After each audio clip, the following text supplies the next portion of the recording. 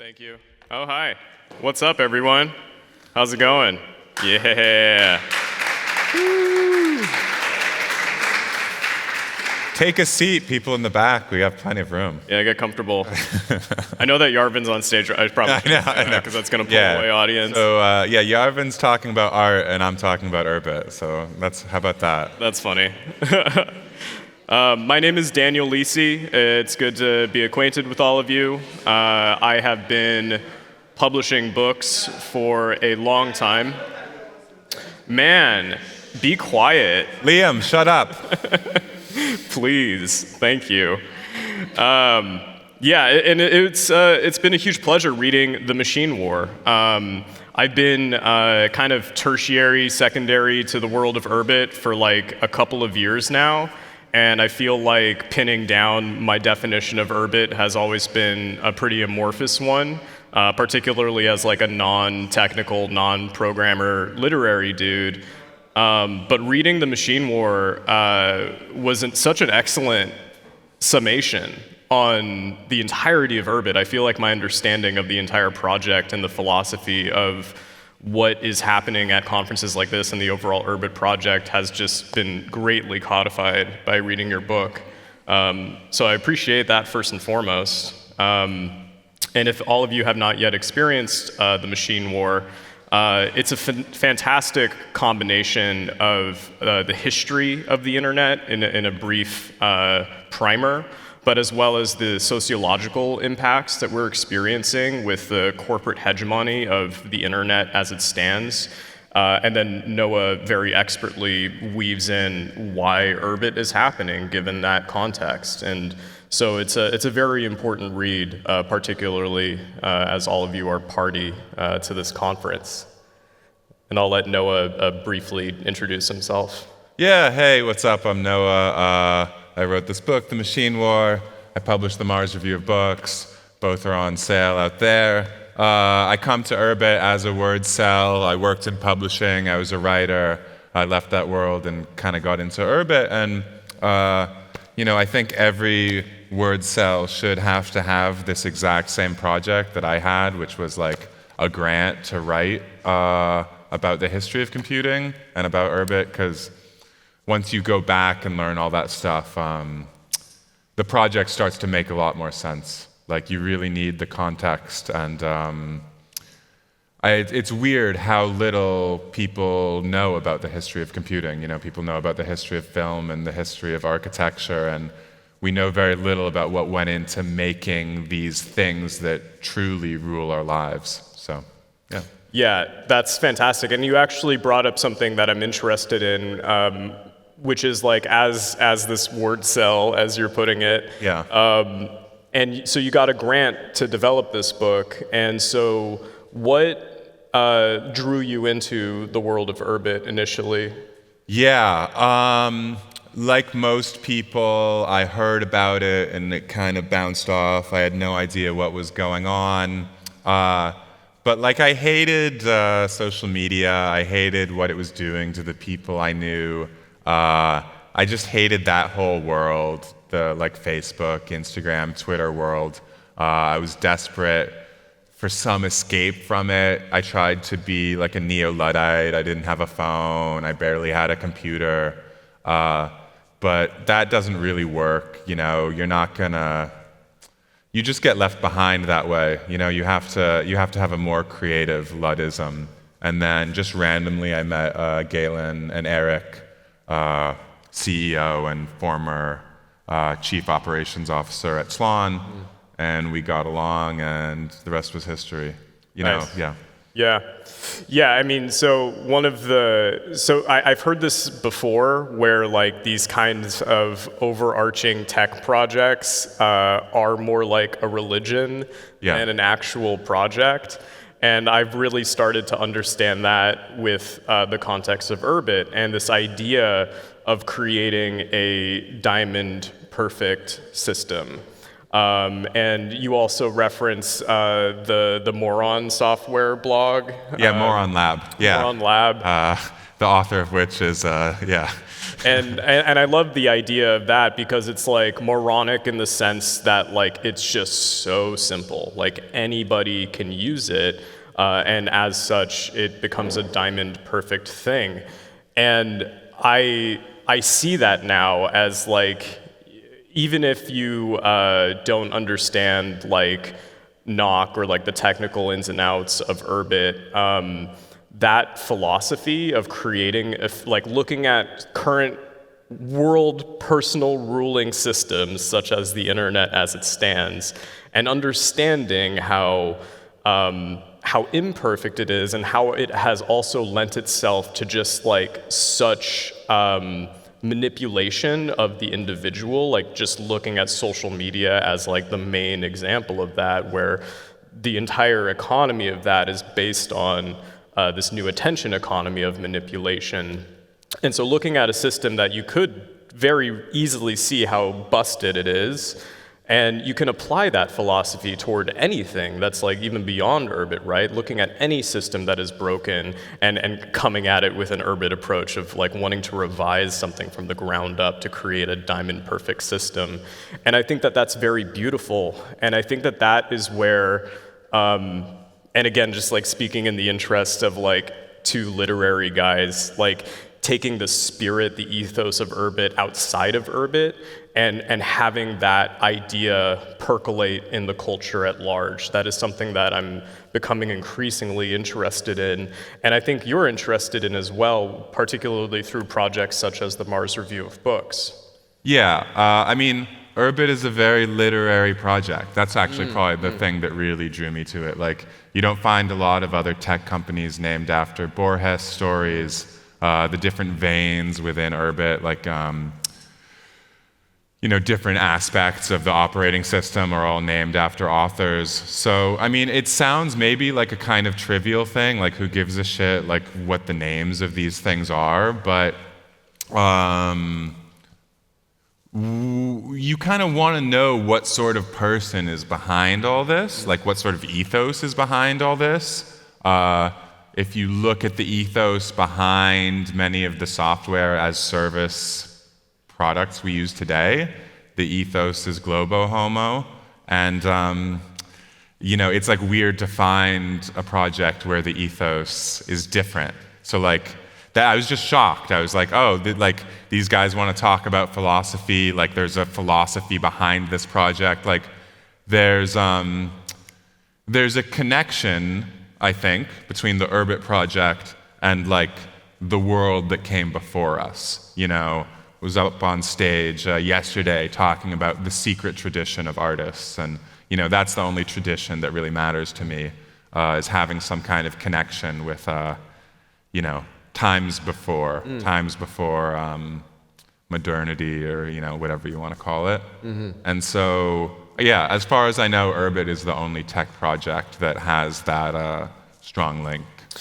Yeah, and it's probably naive of me, but even before reading The Machine War, I never really gave credit to software having a philosophy. Yeah. That like the people making it and writing the code, like there is that intention that is injected into it, which is a very important concept to hold when using any of these applications that we now just find as like default in our day-to-day. And this was a statement by someone else, but you mentioned it in the book, where it's like, if the product is free, you are the product. Yeah. But we've been trained so well just to like see these things as like natural extensions of ourselves nowadays. And this brings us to this idea of personal ownership. Yeah. Over identity, but as well as like the content that we put out onto the internet, into the world. And anything that's published in a traditional sense on the internet, like you lose that personal ownership. It can be, if it's on Twitter, for example, like that is just it being externally monetized of the individual that's publishing it at that point. And so I'm really interested about the spirit of personal ownership, and again tying it to this like literary sense, the Mars Review of Books. And I want to hear how you feel perhaps like the literary world might be also like a similarly impacted, broken system that is just kept being layered and layered and layered upon, and how projects like the Mars Review responds to that broken system. Yeah, ultimately, I think the way everything is being homogenized is downstream from technology. People, you can cite different things or point to different things you hate, woke culture or whatever it is. It's downstream of technology. It's downstream of the homogenizing influence of technology. It's downstream of the fact that, everybody, there aren't niches anymore. Everybody's using the same payment rails. Everybody's selling to the entire globe. And the pressures on you as you run a business, as you probably know, like you start to sort of see why everybody's behaving in the same way, right? You start to see the incentives to do that. Nobody wants to have their like payment platform remove them. Nobody wants to be shadow banned. Like this impacts your bottom line.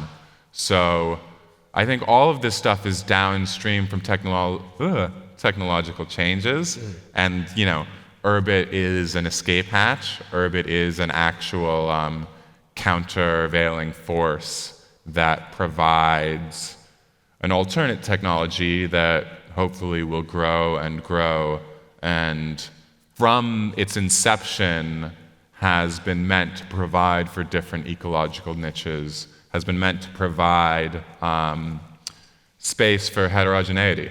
And that's what you need. You don't need everybody to think the same things as I do about the history of technology, or, be interested in the books that I'm interested in reviewing, but you want the space for like at least one thing to exist that reviews books that are like, from expat press, or, gives an honest assessment of Ernst Jünger instead of mischaracterizing his thought in order to, serve popular ideologies. You want like, one thing at least that does that. No, entirely, man. Yeah, like outside of this new like great filter of things, where everything gets flattened down into a safe and palpable narrative that won't like create Twitter outrage or something or another. I really like the idea of technology that serves humans rather than vice versa, and like the idea of an Urbit computer and it being this contained environment that is extremely personal. And it just like I can't help but think about any form of workshop culture now, and like how particularly in the United States, like there is no culture left of like being in your garage and like inventing and tinkering and just like making your own thing. And I even think about like Tesla cars and how like purposefully insane they are to just like change a battery on them.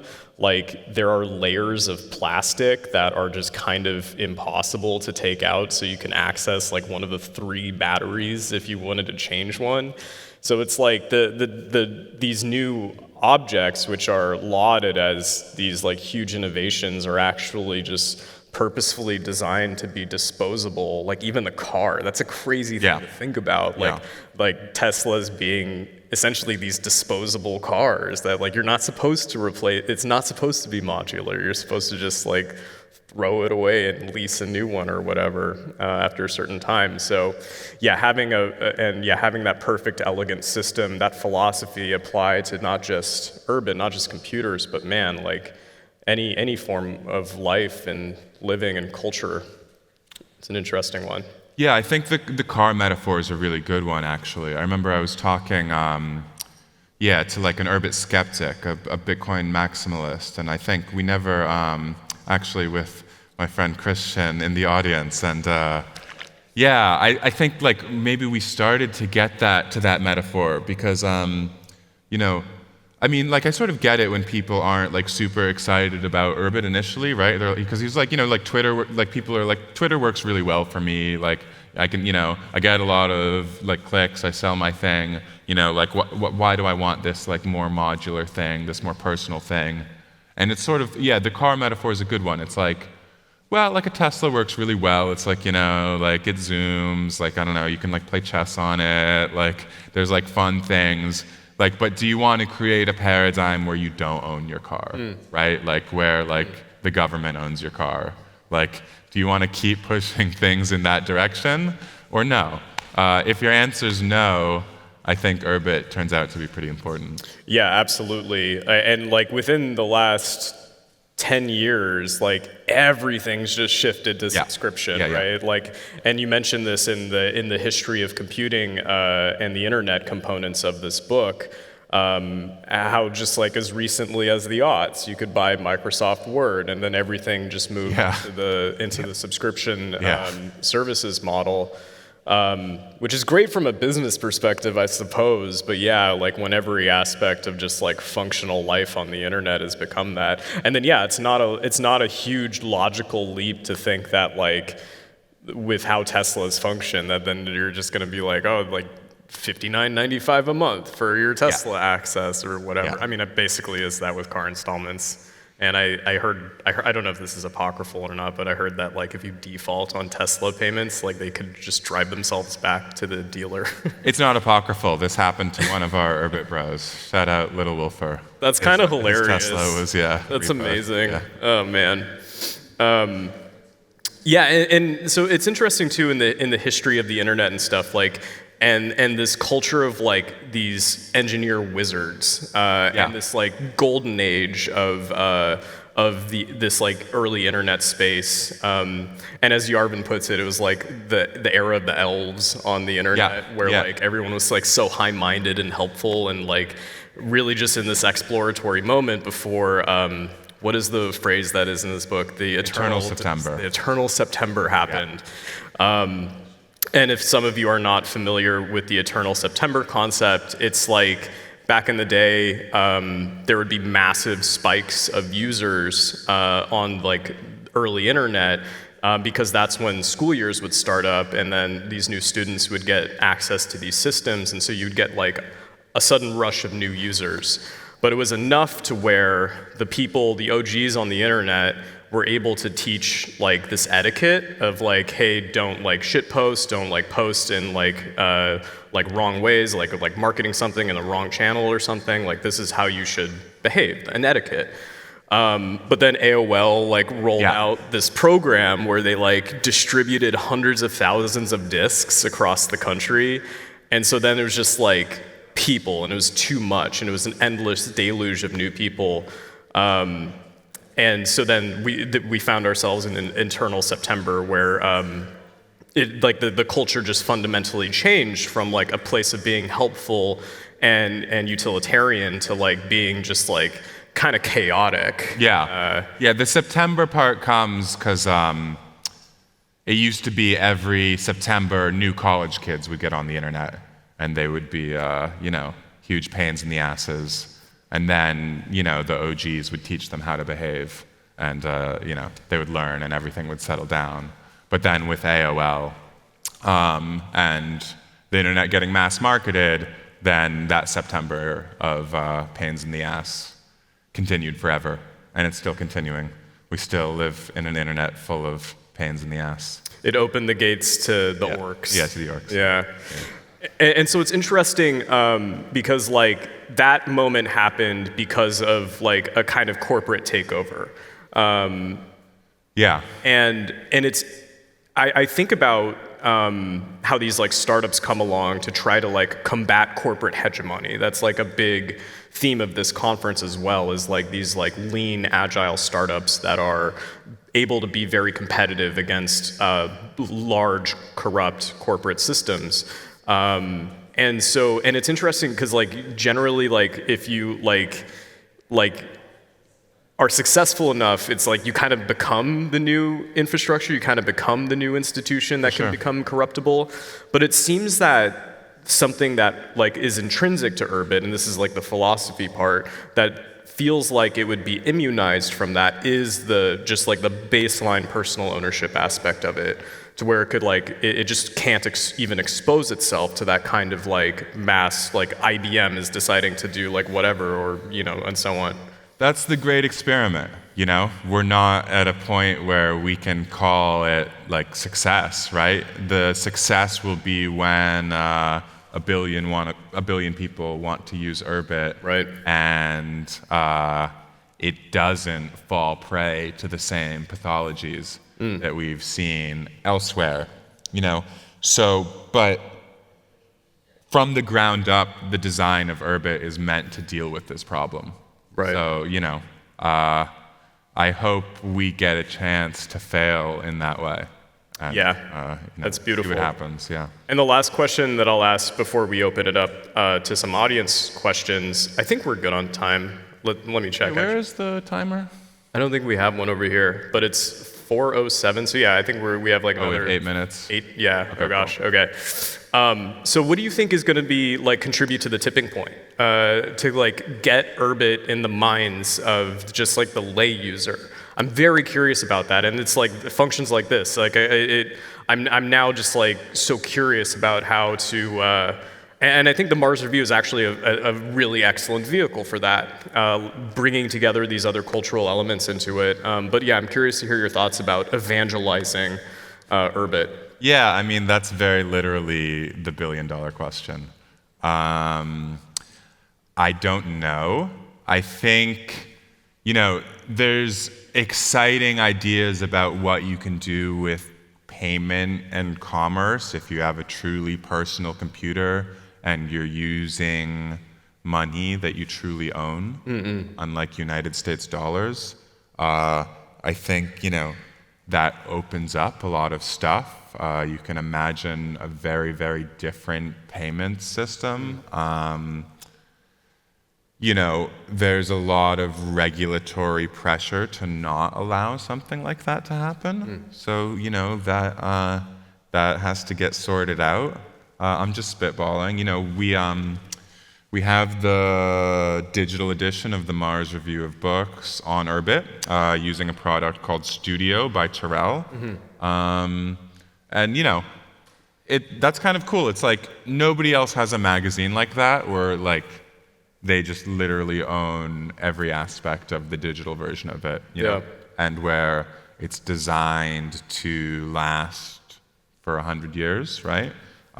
It's designed to be something where, I can very simply port other capabilities into it, like, for instance, cryptocurrency payments, like maybe, somebody logs into the Mars Review with a certain NFT, with a Milady NFT, with an Urbit star, and,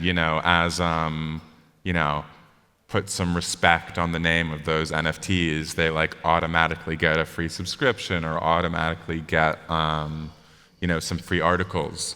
There's like pretty cool stuff you can do when everything is peer-to-peer and, you're not relying on this centralized service that can potentially rug you. But when you centralize things, you can make them seamless more easily, and they've gotten very good at this. And we're still fighting against that.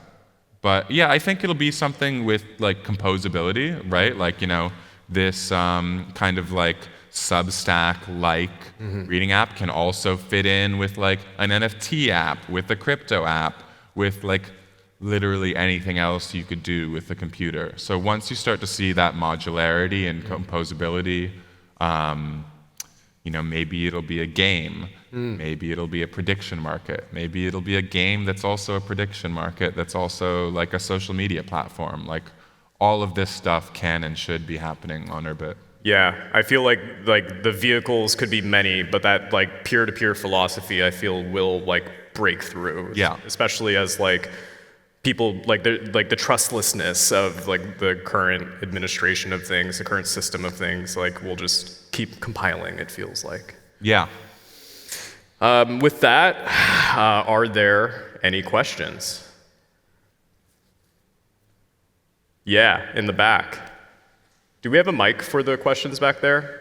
Fantastic. Cool. Yeah, given that Urbit has some ambitious goals and there's a lot of infrastructure, and when you talk about kind of like imagining this like new world or new way of doing things, like there are a lot of things to build, right? And so with a lot of things to build, that requires sort of like a lot of different entities and sort of like people and groups that are focused on different things. And so given the kind of like backdrop of the ethos and like the intent of this tech and sort of like the ideology and philosophy behind it, how does Urbit, right, how does it scale its cultural infrastructure to be able to support and kind of like have some kind of coherence amongst these very kind of like individual pieces and while kind of like preserving the ethos? Like cultural infrastructure, you mean like kind of like marketing, or like vision? On some level. Yeah, on some level, it's a bit of yeah. that. I think it's all network effects, right? Like you gotta just keep bringing in new people who have their own audiences. Show one person with a big audience what Urbit can do, and then their audience gets sucked in. Like I don't think it has to be like one coherent cultural narrative. I have my narrative for what Urbit is to me, and I think maybe bring in more of the word cells from New York. Other people have their narratives, but yeah, I mean, in a way like that, I feel quite confident about. Like I think people really want something different from like what computing offers them today, and I think we're just going to keep sucking people in because it's such a beautiful vision. Did that answer your question? Yeah, I guess Okay. maybe I'll kind of like pose it in a slightly different way. It's Yeah. like there could be some divergence, right, on the actual kind of solutions and the stack even, right? And Yeah. so you see like, there are, some people who were formerly kind of like in the Urbit community, right? Like building like Urbit TM, right? And now they've chosen to go in a slightly different direction in terms of their technical choices, right? And so like there's like Akbar and like Plunder, right? And they are rooted in like really the same like ethos. And so like how do you think Urbit should kind of, and people in this ecosystem should think about this, and like should it be something that is a different thing or the same thing, and how do we kind of like culturally sort of think about this? Yeah, I mean, I'm not so familiar with the work of either of those two other named companies, so I don't know what I'm not sure what the distinguishing characteristics are, because I'm not entirely sure what the characteristics are. Maybe people will learn more at some later point, but at this point, I think Urbit is it's a product I use every day. Like it's existent, and that's pretty cool. I will say that I do see the through line of these various projects as like just the peer-to-peer individuality of it. And I think that Urbit welcomes competitors with open arms. It wants there to be more projects that are attempting to do what Urbit is doing, because that overall gets us closer to this idea of getting us out of this like centralized corporate web of the internet. And so I think that it's like in terms of like the culture of things, it's a win across the board. May I? Yes, Christian. So the word publishing seems to imply, in the present context, a certain sponsorship of one's writing or one's content by another. And it implies perhaps a collective of people. This could be a newspaper or all the writers that are under some publishing house. And maybe even the worst manifestation of this is just credentialism, writing underneath someone else, sort of a master-slave relationship even. but then on the other hand, Surf. a surf, yes. On the other extreme end, especially in digital spaces, with self-publishing, everyone exists as an atom or publishing under their unique key. So my question, which is probably vague, is what mediation could there be between these two extremes, or where would you forecast the future of published word or media in general to go? It's a really good question. I'll try to be super brief because we're over time. I was skeptical doing the Mars review at first. I didn't know whether there was going to be any value in curation. Like, I think I said that to people a lot of times. Like, anybody can self-publish now. Like, what's the point of doing a magazine? Like, is a magazine even a magazine? But okay, you print it out and it's a magazine. And you curate a coherent philosophy, and that's a big value add. It makes people way more than the sum of their parts. So I think if Urbit can create the space for these different niches, curation by an individual with a coherent philosophy, his own thing, there's a lot more space for that. And then, every editor or publisher isn't superfluous because they're not all publishing the same shit. I think that's a great response. Yeah. And I will thank you for participating in this. Thank you, audience, for the questions. And just be sure to find yourself a copy of The Machine War. And yeah, thank you all so much for your time. Right through that hallway. All right, sick. Yeah.